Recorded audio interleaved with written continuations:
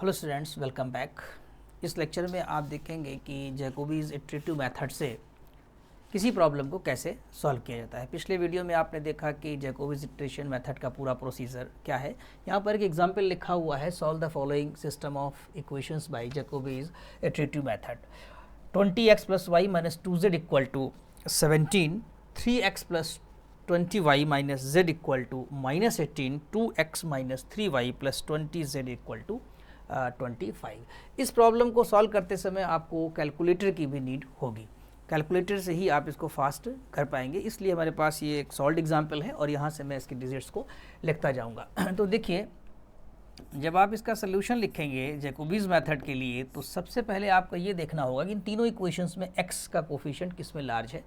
इस प्रॉब्लम में यही लार्ज है देखिए, और y का लार्ज भी सेकंड पोजीशन पे लेते हैं और z का थर्ड। तो 20 20 20 तीनों इसमें दिया हुआ है। अगर कोई फ़र्क होता तो हम इंटरचेंज करते, यानी x में जिसमें लार्ज होता उसे सबसे 1 पे रखते, जिसमें y का कोफिशिएंट लार्ज होता उसे इक्वेशन नंबर 2 में रखते बची हुई दो इक्वेशन में।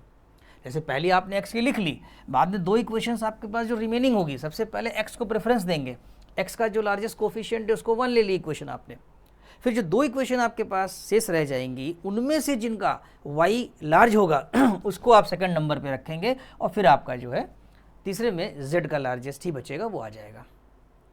ठीक है। अब अगर z मान ली लार्जेस्ट यहाँ नहीं भी रहता है, इसका लार्जेस्ट रहता है तो कोई प्रॉब्लम नहीं, ये z इसका लार्जेस्ट रहता है, कोई बात नहीं। आपको जो ऑर्डर लेना है वो x y z में ही लेना है।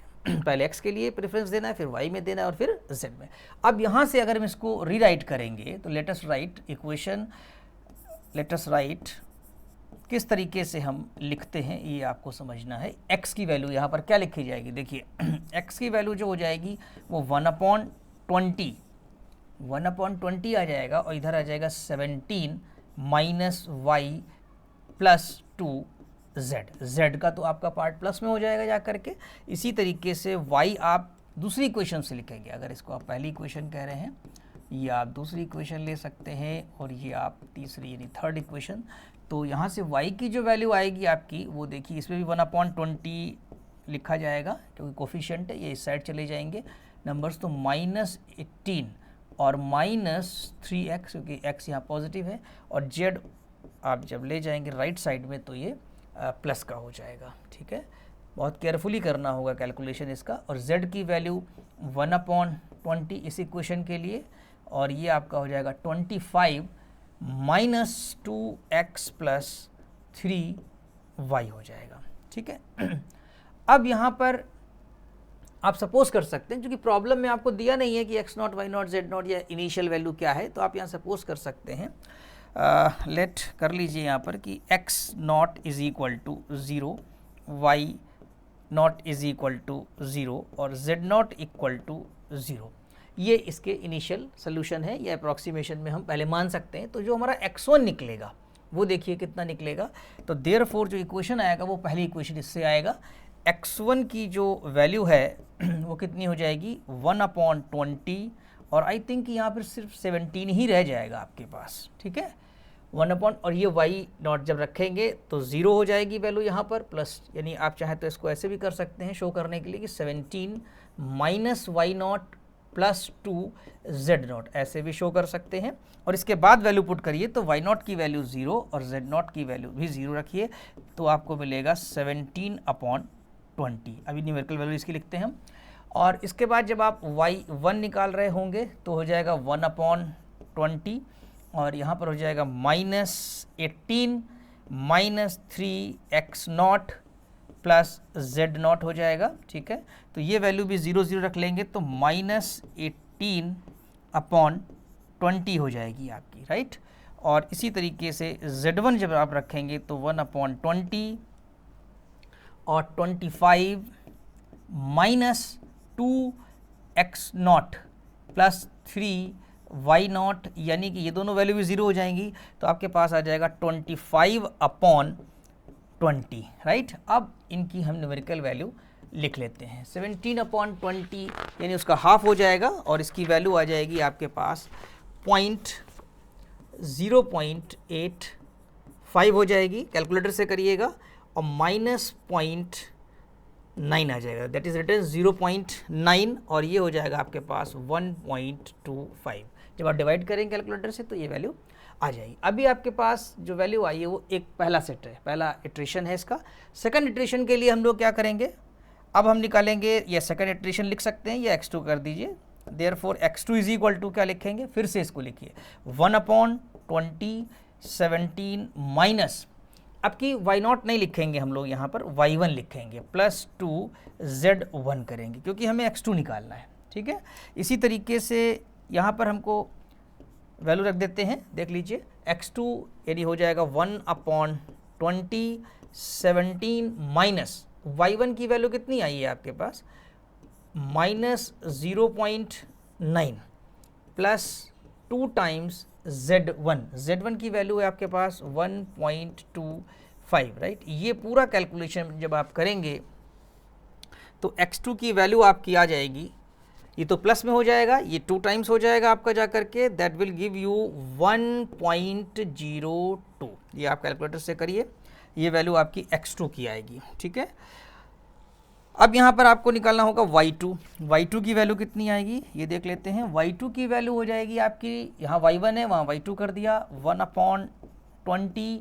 माइनस 18 माइनस 3x1 लेंगे, x0 नहीं, प्लस z1 लेंगे, यानी कि वैल्यू हो जाएगी 1/20 और माइनस 18 माइनस 3 टाइम्स x1 की वैल्यू जो आप निकाल चुके हैं 0.85 रखेंगे, प्लस z1 की वैल्यू रखेंगे, z1 की वैल्यू है 1.25।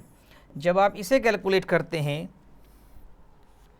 तो इसकी वैल्यू आ रही है माइनस 0.965, माइनस में है 0.965 आ जाएगी आपकी। ठीक है, इसके बाद आइए आप इसमें z2 कैलकुलेट करिए। z2 के लिए 1/20 जैसे यहाँ पर ये किया हुआ है और 25 माइनस 2x1 हो जाएगा, x0 नहीं रहेगा अब, प्लस 3y1 लिखेंगे इज इक्वल टू, अब वैल्यू सब्स्टिट्यूट करेंगे तो 1/20 25 माइनस 2 x1 की वैल्यू आपकी है 0.85, ये रख देंगे, प्लस 3 टाइम्स y1 की वैल्यू है आपकी माइनस 0.9 और जब इसको निकालेंगे आप वैल्यू तो आपकी z2 की वैल्यू आएगी 1.03 आ जाएगी, 1.03, राइट। अभी आप देखिए डिफरेंस ज़्यादा है, यहाँ पर x1 की वैल्यू है 0.85 और x2 की वैल्यू है 1.02, काफ़ी डिफरेंस है। तो अभी थोड़ा और हम आगे बढ़ेंगे और इसके लिए हम लोग क्या करेंगे, अब x3 निकालेंगे फर्दर। नाउ x3 निकालिए आप, तो x3 की वैल्यू जैसे x2 निकाला था उसी तरीके से 1/20 17 माइनस, अब y1 नहीं होगा क्योंकि निकाल चुके हैं आप y2 की वैल्यू, तो यहाँ पर आपको लिखना होगा y2 plus 2z2, right, is equal to 1/20 17 minus, अब यहाँ पर 17 माइनस y2 की वैल्यू कितनी है देखिए ध्यान से, माइनस 0.965 लिखेंगे y2, प्लस आपका आएगा 2z2, तो 2 लिखा आपने ये, और z2 की वैल्यू आपकी है 1.03, राइट। और इसको रखने के बाद जब आप इसको सिंप्लीफाई करते हैं तो आपकी x3 की वैल्यू आती है 1.00125, ये वैल्यू आ जाएगी 1.00125। अब निकालेंगे हम लोग y3। जब y3 आप कैलकुलेट करेंगे तो आप यहाँ पर ये लेकर चलेंगे 1/20 माइनस 18 माइनस 3x2 लिखेंगे। पहले हम लोग जब y2 निकाल रहे थे तो x1 लिख रहे थे, y3 निकालेंगे तो x2 लिखेंगे प्लस z2, राइट। तो ये हो जाएगा आपके पास जाकर के कि 1/20 माइनस 18 माइनस 3। अब यहाँ वैल्यू रखनी है आपको x2 की वैल्यू आपने जो निकाली है 1.02, यहाँ देख लीजिए ये लिखी हुई है 1.02, प्लस Z2 की वैल्यू है 1.03। अब जब इसको पूरा कैलकुलेट करेंगे तो आपके पास Z3 की वैल्यू आएगी, नहीं Y3 की वैल्यू आएगी, Z3 तो हम बाद में निकालेंगे, -18, ये आ रही है वैल्यू -1.0015 आ जाएगी। अब आप Z3 निकालिए, ठीक है। काफ़ी बड़ा क्वेश्चन होता है, इसमें काफ़ी स्टेप करने होते हैं कैलकुलेशन। Z3 के लिए यहाँ से निकालिए 1/20, 25 - 2x2 यहाँ लेंगे, प्लस 3y2 इक्वल टू क्या हो जाएगा 1/20, और ये हुआ आपका 25 - 2, फिर यहाँ वैल्यू रखी जाएगी x2 की, और x2 की वैल्यू आपने निकाली है 1.02, तो यहाँ रखेंगे 1.02 प्लस 3 टाइम्स y2 की वैल्यू आप निकालिए माइनस में, दैट इज़ -0.965, और इसको जब आप पूरा कैलकुलेट करेंगे तो आपकी Z3 की वैल्यू आएगी 1.00325 आ जाएगी आपकी, ठीक है। इसी तरीके से जब आप फिर से x4 निकालेंगे, जैसे कि हमने यहाँ पर x3 कैलकुलेट किया है, y3 किया है और Z3 किया है, तो यहाँ पर हमारे पास सॉल्व है कि आपकी जो x4 की वैल्यू आएगी इसी प्रोसीजर से करते करते वो आएगी 1.0004 आ जाएगी।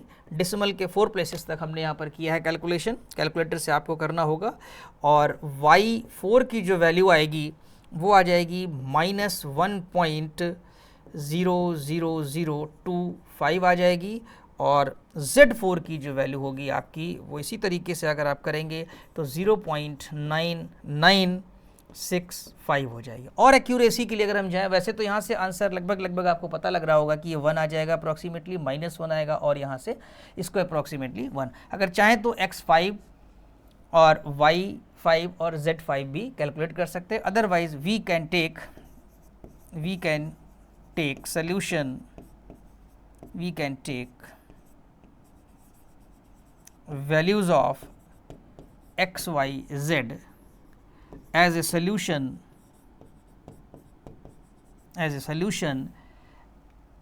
x is equal to 1, y equal to -1 and z is equal to 1। यही आपका सोल्यूशन हो जाएगा। कुछ प्रॉब्लम्स में अगर डिफरेंस ज़्यादा रहे, जैसे कि यहाँ पर आप देखिए 1.004 है और x3 भी आपका 1.00125 आ जा रहा है और ये -1.0025 है, तो अप्रॉक्सीमेटली ये 1 की तरफ जा रहा है और ये भी आपका 1 की तरफ जा रहा है, ठीक है। 1.003 था और 0.9965 था, तो ये आप यहाँ पर कंसीडर कर सकते हैं। तो आई थिंक पूरा अप्रोच आपको समझ में आ गया होगा। इस पर बेस जितनी भी प्रॉब्लम्स एक्सरसाइज में दी हुई हैं उन्हें आप सॉल्व करिए तो आपकी प्रैक्टिस हो जाएगी और समझ में भी आ जाएगा। इसके स्टडी मटेरियल को, नोट्स को डाउनलोड करने के लिए आप डिस्क्रिप्शन बॉक्स में जाइए, वहाँ पर एक लिंक दी हुई है हमने, वहाँ से आप डाउनलोड कर सकते हैं। आई थिंक ये पूरा लेक्चर आपको समझ में आ गया हो। और सिस्टम ऑफ लीनियर इक्वेशन से जितने भी लेक्चर्स हैं वो पूरे वीडियो बना करके एक प्लेलिस्ट बना दी गई है, वहाँ पर आप जाइए और उसको सारे लेक्चर्स को आप देख सकते हैं। Thank you so much.